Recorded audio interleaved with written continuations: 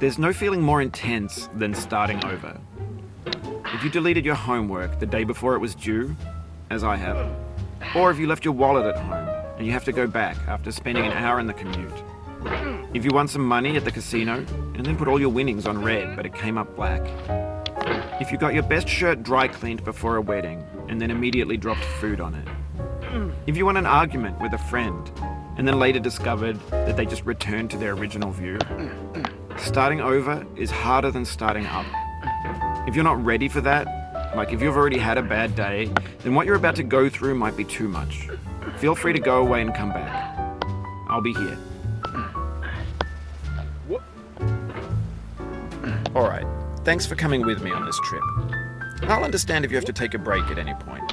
Just find a safe place to stop and quit the game.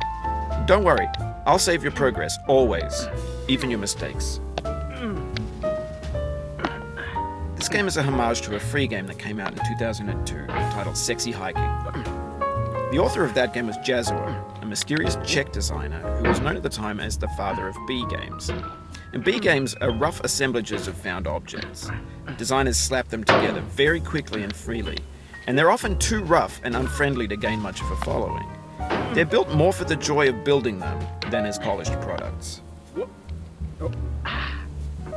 In a certain way, Sexy Hiking is the perfect embodiment of a B game. It's built almost entirely out of found and recycled parts, and it's one of the most unusual and unfriendly games of its time. In it, your task is simply to drag yourself up a mountain with a hammer.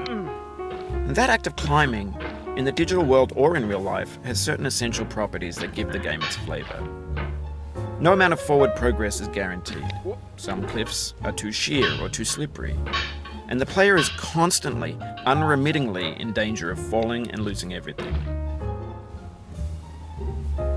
Anyway, when you start Sexy Hiking, you're standing next to this dead tree that blocks the way to the entire rest of the game. It might take you an hour to get over that tree. A lot of people never got past it. You prod and you poke at it, exploring the limits of your reach and your strength, trying to find a way up and over. And there's a sense of truth in that lack of confidence.